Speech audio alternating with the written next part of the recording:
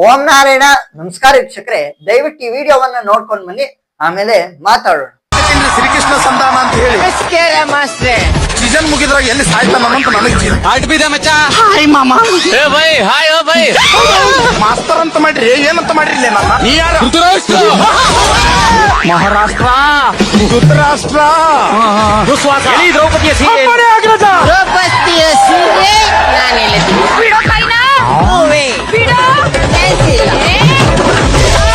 G Kannada ಅವ್ರಿಗೆ ಕೆಲವೊಂದು drama ಕಂಪನಿಗಳು ಕೆಲವೊಂದು ಕಾಮಿಡಿ ಸೀನ್ಸ್ ಮಾಡ್ತಕ್ಕಂಥವ್ರಿಗೆ ಎಷ್ಟೊತ್ತು ನಮ್ಮ ಮಹಾಭಾರತ, ರಾಮಾಯಣ, ಭಗವದ್ಗೀತಾದಿ ಪುಣ್ಯ ಗ್ರಂಥಗಳೇ ಬೇಕು. ಏನಕ್ಕೆ? ಇವರ ಕಾಮಿಡಿ ಸೀನ್ಸ್ ಅನ್ನ, ಕಾಮಿಡಿ ಸ್ಕಿಟ್ ಗಳನ್ನ ಪ್ರದರ್ಶನ ಮಾಡೋದಕ್ಕೋಸ್ಕರ ಎಷ್ಟೊತ್ತು ನಮ್ಮ ಹಿಂದೂಗಳ ಗ್ರಂಥಗಳೇ ಇವ್ರಿಗೆ ಕಾಮಿಡಿ ಪೀಸ್ ಆಗಿ ತಗೋಬೇಕು.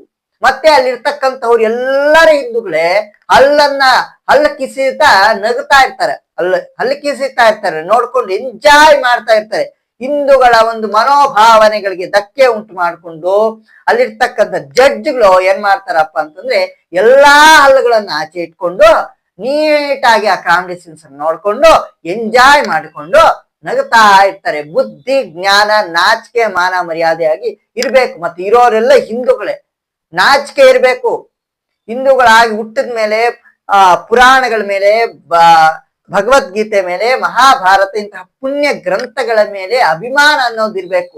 ಅಟ್ಲೀಸ್ಟ್ ಅಭಿಮಾನ ಇಲ್ಲ ಅಂತ ಹಾಳಾಗಿ ಹೋದ್ರು ನೀವು ಅದ್ರ ಬಗ್ಗೆ ತಲೆನೇ ಕೆಡಿಸ್ಕೋಬೇಡಿ.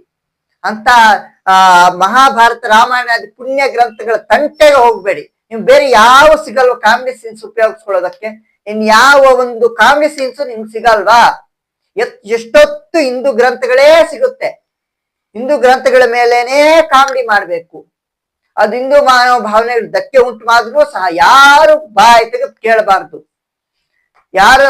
ನೀವು ನಿಮ್ಮ ಧೈರ್ಯ ಯಾರು ಹಿಂದೂಗಳು ಕೇಳಲ್ಲ, ನೋಡದೇ ಇರೋರ್ ತರ ಇರ್ತಾರೆ ಅನ್ನೋದು ನಿಮ್ ಧೈರ್ಯ ಇದ್ರೆ ಖಂಡಿತ ನಾನು ಹೇಳ್ತಾ ಇದ್ದೀನಿ, ಅದು ಮನಸ್ಸಲ್ಲಿ ನಿಮ್ಮ ಮನಸ್ಸುಗಳಿಂದ ತೆಗೆದಾಕಿ. ಯಾಕೆ ಅಂತಂದ್ರೆ ಇವಾಗ ಪ್ರತಿಯೊಬ್ರು ಕೇಳ್ತಾರೆ, ಹಿಂದೂಗಳು ಪ್ರತಿಯೊಬ್ರು ಇಂತಹ ಕಾಮಿಡಿ ಸೀನ್ಸ್ ದೇವರ ಹೆಸರಲ್ಲಿ, ಪುಣ್ಯ ಗ್ರಂಥಗಳ ಹೆಸರಲ್ಲಿ ಇಂತಹ ಕಾಮಿಡಿ ಸೀನ್ಸ್ ಅನ್ನು ಮಾಡಿದ್ರೆ ಪ್ರತಿಯೊಬ್ರು ಪ್ರಶ್ನೆ ಮಾಡ್ತಾರೆ ಸೋಷಿಯಲ್ ಮೀಡಿಯಾದಲ್ಲಿ. ಅದರ ವಿಚಾರ ಜ್ಞಾಪಕ ಇಟ್ಕೋಬೇಕು.